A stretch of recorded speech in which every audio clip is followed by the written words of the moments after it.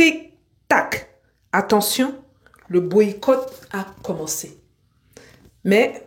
Yes, finally, y'all, we are boycotting African braiding shops. Like, I'm sick of these Africans taking my money. Ce n'est pas ce que vous pensez, très loin de là. Suite à certaines questions qui m'ont été remontées, surtout de la part des membres de la chaîne, parce que j'ai eu à faire une vidéo dans la partie membres de la chaîne et je leur ai parlé d'une grosse opportunité à saisir. J'espère vraiment que vous, les membres de la chaîne, vous allez saisir cette opportunité. C'est énorme. Vous n'imaginez même pas à quel point non seulement vous pouvez servir la communauté, mais vous faire également de l'argent. Bref, suite à certaines questions par rapport à ce qui se passe ici, j'ai eu beaucoup des membres qui ne sont pas basés aux États-Unis qui me posaient la question de savoir qu'est-ce qui se passe réellement. Toi, tu as marié un noir américain. Est-ce qu'il y a vraiment une bagarre entre tous les deux, entre vous, Africains, entre noirs américains? La vérité, c'est que on va en parler dans la vidéo. Mais ce qui est sûr, c'est que, comme je l'ai dit un peu plus tôt, ce n'est pas ce que vous pensez. Stay tuned. Je vous donne maintenant la possibilité de devenir membre de la chaîne. Devenir membre, c'est surtout avoir accès aux coulisses des astuces de business dont je ne parle pas publiquement. C'est aussi bénéficier de masterclass, de coaching et de vidéos exclusives. Je vous offre sur un plateau d'or plus de 20 ans d'expérience pour le prix d'un sandwich. Cliquez dès aujourd'hui sur rejoindre ou join pour rejoindre notre communauté grandissante ou regardez le commentaire épinglé sous la vidéo. Bonjour et bienvenue dans Parlons de business. Alors ici on parle de quoi? On parle de business, on parle d'opportunités d'affaires, on parle d'argent, et on parle de tout ce qui peut faire grossir ton compte bancaire, même de mindset. Je viens rappeler ici aux membres de la chaîne, si vous n'êtes pas membre, allez chercher votre membership parce que ça va bouger. On aura 10 jours de marathon à compter du mois d'août. On va parler de business, d'épargne, d'opportunités d'affaires. Et si vous êtes en affaires, si vous voulez vous lancer en affaires, vous avez des questions par rapport à votre planification financière, venez avec ces questions. Je me mets à votre disposition sur 10 jours. On est déjà des milliers dans l'espace membre, on n'attend que vous. Bon, là on rentre dans le cœur du sujet. Tant attendu, que se passe-t-il exactement aux États-Unis? So now we gotta fight each other, like a house divided against itself. It cannot stand. It can't. Qu'est-ce qui se passe dans la communauté?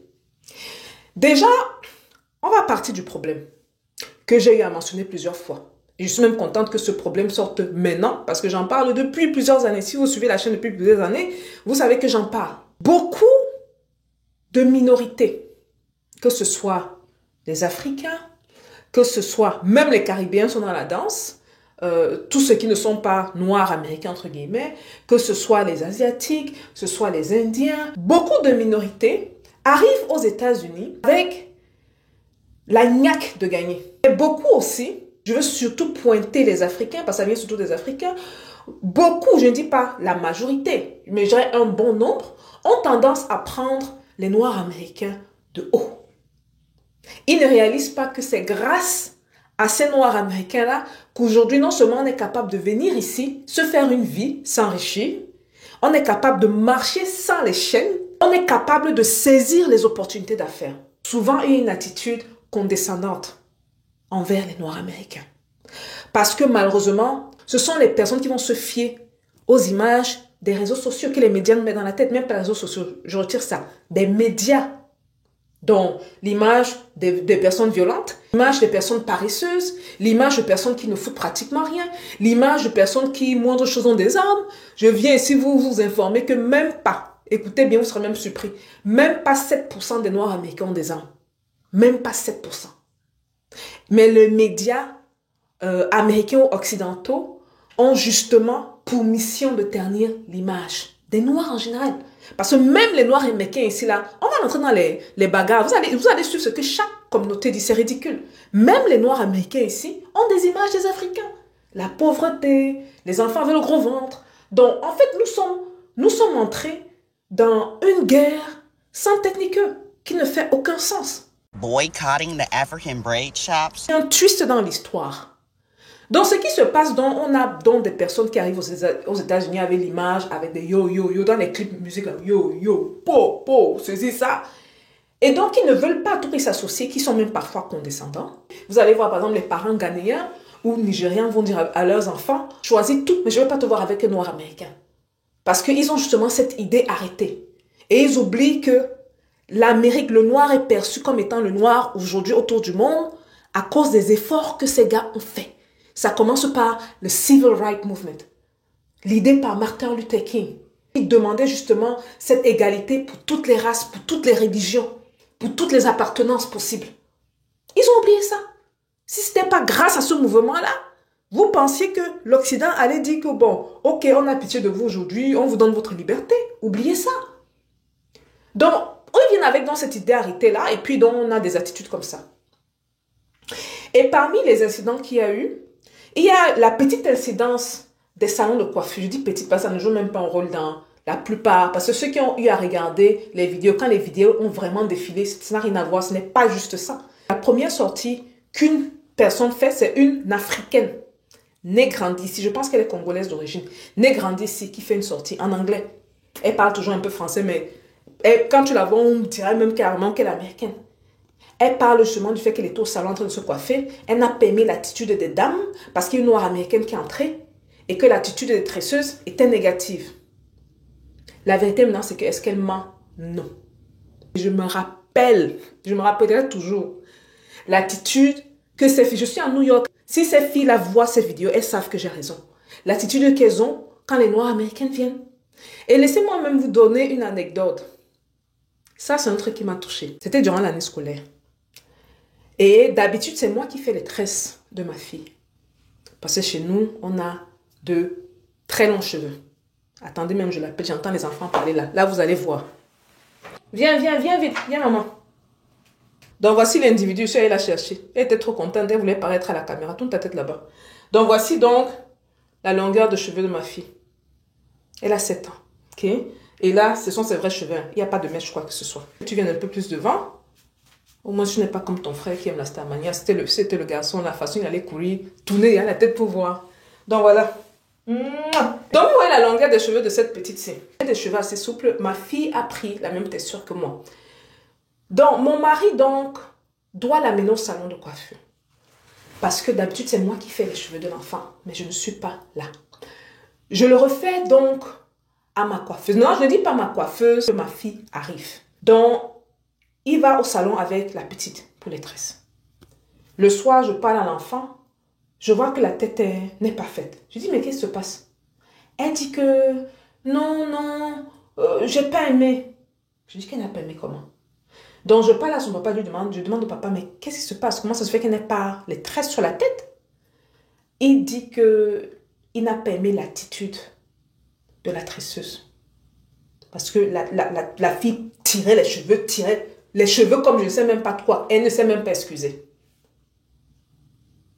Donc là, j'ai pris mon téléphone, j'ai appelé ma coiffeuse. Et je lui ai dit, qu'est-ce qui se passe? Je t'ai envoyé ma fille, que tu n'as pas pu la tresser.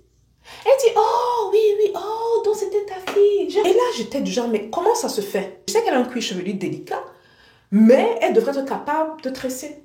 Puis j'ai reparlé à ma fille, après avoir parlé à ma coiffeuse. J'ai reparlé à ma fille, c'est elle qui m'explique que non, elle était violente, elle était méchante même sur ma tête. Ma fille m'a dit ça. J'ai dit ok. N'oubliez pas que quand mon mari ne parle pas français, c'est un Américain. La petite parle plus anglais que français. Elle comprend français, très bien. Mais elle parle plus anglais que français. Donc elle n'est pas partie là-bas, elle ne s'est pas mise à parler, elle ne parle pas naturellement français. Elle était là comme une petite Américaine. Elle n'aurait pas pu savoir que c'est une Africaine également. Il y a cet épisode-là qui confirme justement certaines attitudes. En plus de moi, des attitudes que j'ai vues plusieurs fois quand des Noirs américaines vont se coiffer dans des salons. Et l'attitude des dames. Franchement, en termes de service à la clientèle, il y a un problème. Quand quelqu'un prend 200, 300 $ et te donne, il y a un problème. Donc, la sortie que l'Africaine a faite, la Congolaise a faite, était justifiée à quelque part. Donc, elle a fait la sortie il y a à peu près 1 an. Et puis de là, on a commencé à voir de plus en plus de vidéos sorties. Donc, l'histoire qui remonte en 2024, si on part aux origines. Et donc, de l'expérience du salon de coiffure, on rajoute les autres expériences que, par exemple, ces personnes ont eues en allant, par exemple, choper la nourriture dans les boutiques de nourriture africaine. Parce qu'il y a certaines, par exemple, qui voulaient se reconnecter avec leur culture, entre autres, la nourriture. Là, l'élément déclencheur, c'est qui vient mettre la poudre au feu. Il y a déjà un groupe qu'on appelle FBA qui se forment. Ils s'appellent le Foundational Black Americans. Ils disent que eux, ils ne sont pas africains. Eux, ce sont les premières personnes qui sont arrivées aux États-Unis. Who started this whole big trend of foundational Black America and American descendants of slavery? Donc, ils disent que ce n'est même pas les Indiens qu'on connaît, les Indiens américains que vous connaissez là, qui avaient les plumes à la tête à l'époque. Non, que c'est eux. Et donc, lors du festival Essence, il y a un festival ici qu'on appelle le festival Essence, il y a un certain groupe de personnes qui se sont plaints du fait qu'il y a 2 artistes africains, alors qu'il y avait 40 artistes qu'on a invités, dont Davido, veulent venir justement arracher leur culture et prendre leur culture, et que eux, ils sont une culture à part, qui ne doivent rien à l'Afrique. Donc, du mouvement des plaintes depuis 2024 des cheveux, à certains comportements que certaines personnes ont remarqués vis-à-vis des Africains. Il y a même un gars qui a fait une sortie, aujourd'hui il est médecin. Il est médecin, il a voulu fiancer une fille du Nigeria. Sa famille a dit health de non, sa famille a dit non. Il a fait une sortie, il a dit bon c'est dommage, il ne savait pas ce qu'il manquait, parce que maintenant la fille essaie de revenir.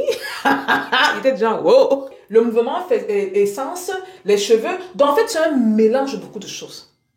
C'est là donc que le groupe en question, qui pour la plupart des Américains, gardez ça en tête parce que ce n'est pas la plupart des Américains qui sont dans le mouvement, au contraire, la plupart sont contre. Y'all really think Black Americans are boycotting African businesses? Y'all really convinced yourself of that? August 1st, we are not boycotting African businesses. Tomorrow, we are investing in all Black-owned businesses. Boycotting the African braid shops? I think the fuck not. I don't give a damn if they mad or not. I want something from them, they want something from me, and I won't go to the black shop because you can't just walk in like you can do them. And if you think for 1 second that I'm going back to subjecting myself to Hey Boo text the day of my appointment and paying $200 for 6 stitch braids, you're out of your fucking mind.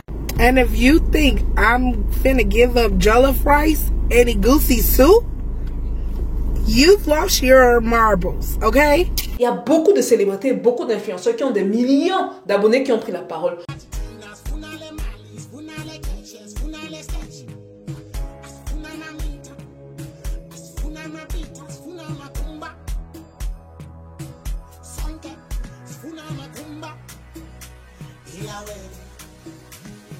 Tous ceux qui font les petits trucs sur TikTok là, qui font le bruit, sont des ressortissants d'un petit groupe. Et ils essayent donc de créer, je ne dirais pas un sentiment de supériorité, mais ça a tendance à le faire. N'oubliez jamais que même lors de l'esclavage, c'est une technique que les Américains, les Blancs américains avaient utilisée, les Blancs riches avaient utilisée quand ils se rendaient compte qu'il y avait une coalition entre les Noirs et les Blancs pauvres. Il y avait cette différenciation qui était faite. Donc certains font des sorties, ont commencé à faire des sorties, disent que non, je ne suis pas africain, je suis Black American. Donc on a eu cette tendance-là, je dirais, la première semaine de juillet. Ce sont les gens qui disaient que eux, ils ne sont pas africains, voilà, ils sont noirs américains, et puis ils ne veulent même pas être confondus aux Africains. Comme on dit vraiment, le syndrome de la honte d'où tu viens. Et beaucoup même, ils avaient des points valides, hein. Beaucoup qui disaient que ben voilà, comment ça se fait, ils veulent venir réussir ici, ils viennent se plaindre que nous on est lazy, qu'on est paresseux, alors qu'ils ont quitté leur pays et leur régime, ils ne se sont pas occupés de leur pays et leur régime, ils sont venus ici, blablabla. Il y avait beaucoup d'alibis, il y avait beaucoup d'arguments autour de la question. Maintenant, quelque chose de très intéressant se passe en mi-juillet. Mi-juillet, donc il y a à peu près 2 semaines et demie, les Américains, les Noirs américains même, si vous voyez, si vous êtes sur TikTok, vous avez vu peut-être une tendance des gens qui font leur DNA, les tests DNA et qui montrent. Les Noirs américains font des sorties. Ceux qui ont la voix là.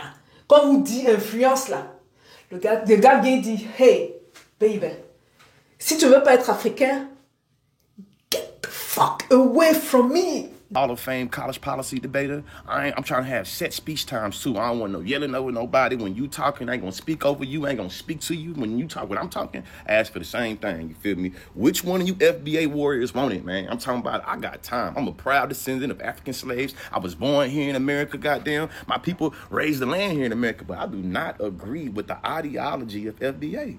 You feel me? People actually engaging in diaspora wars at this stage in the game, y'all actually deserve each other. Je suis africain et j'assume. Ha! Donc, en fait, il y a eu un choc entre les deux. Entre le petit groupe qui parlait, puis qui parlait, et qui, malheureusement, avec le temps, a eu à prendre des disciples. Hein. Ils ont eu à collecter des disciples parce qu'il y a des gens qui sont confus. N'oubliez pas la crise d'identité. Maintenant, si on va dans ce petit groupe-là, on va se rendre compte qu'il y a une évolution de confusion totale. Aujourd'hui, ils sont soi-disant Native American, les natifs, c'est-à-dire les personnes originelles des États-Unis. Hier, ils étaient hébreux. Avant, ils étaient israélites. Avant, il y avait un truc musulman. Avant, il y avait un mouvement musulman. Tellement de confusion. Donc, les Noirs américains ont pris le dessus des réseaux sociaux. Mais c'est pas tout. C'est pas tout. N'oubliez pas qu'il y a beaucoup de générations, deuxième génération africaine ici aux États-Unis. Il y a aussi beaucoup d'Africains qui viennent d'arriver. Ils ont pris... Tout ça se passe sur TikTok. Hein. Moi, je vous dis ça, je suis au courant parce que je suis sur TikTok, ça fait plusieurs mois. Donc, ce qui se passe depuis juillet, là, je n'ai pas trop le choix parce que ce sont les recommandations, ça vient tomber dans mon fil d'actualité. Je dis, mais qu'est-ce qui se passe? Et là, tu t'es dit, les Africains ont récupéré. Parce que souvent, dans ce genre de bagarre, vous allez seulement voir, par exemple, les Noirs américains demander à ce petit groupe de Noirs américains là que, mais pourquoi vous n'allez pas combattre le blanc? C'est notre ennemi commun. I'm in Africa on Dr. Martin Luther King Jr. Boulevard. At a restaurant on Dr. Martin Luther King Jr. Boulevard. Don't fall for the hype, y'all. You are African. Et ces Noirs américains disaient que moi, je ne combats pas mon frère noir parce qu'on a le même oppresseur. Il faut être bête pour le faire. Il y a d'autres Noirs américains qui ont dit que c'est sûrement la CIA ou un groupe de Blancs qui est derrière ce Capharnaüm. Ça ne fait aucun sens. Donc, au sorti des Noirs américains, maintenant, il y a la montée en force des Africains. Ils ne savaient pas que les Africains étaient forts comme ça. Parce que ces gens pensaient s'attaquer aux Africains parce que la plupart du temps, quand on est ici, on est assez pacifique. Mais ce qu'ils oublient, c'est qu'on a beaucoup appris d'eux. Qui dit appris de là? Quand il dit appris de là, vous ne réalisez même pas. Moi, je suis de nature, j'ai un tempérament fort de feu. Je dois vous avouer que le fait que j'évolue ici au milieu des Noirs américains, ça fait x2. On évolue au milieu d'eux, pour les plus conscients en tout cas, on apprend d'eux, on prend ce courage d'eux. Parce que pour beaucoup, même quand on arrive ici, on a beau le dire, la plupart d'entre nous, on est aliénés. Ah, tu vois le blanc, oh le blanc, oh le blanc, ah le blanc. Le blanc, quand le blanc, surtout, imaginez le blanc américain en plus, même, c'est même pas le blanc. C'est pas n'importe quel blanc. C'est le blanc américain. Il ne pas le blanc. Vous voyez comment Noirs américains traitent blanc comme ça, comme si de rien n'était. C'est ça qu'ils utilisent le mot raciste, ils utilisent le mot, ils crachent toute leur vêtements au visage. Tu n'es pas content, ils s'en foutent. Voilà donc Africain là, qui est né, qui a grandi ici là, qui vient répondre. Wouh! C'est chaud sur TikTok, les gars. Ne partez pas sur TikTok.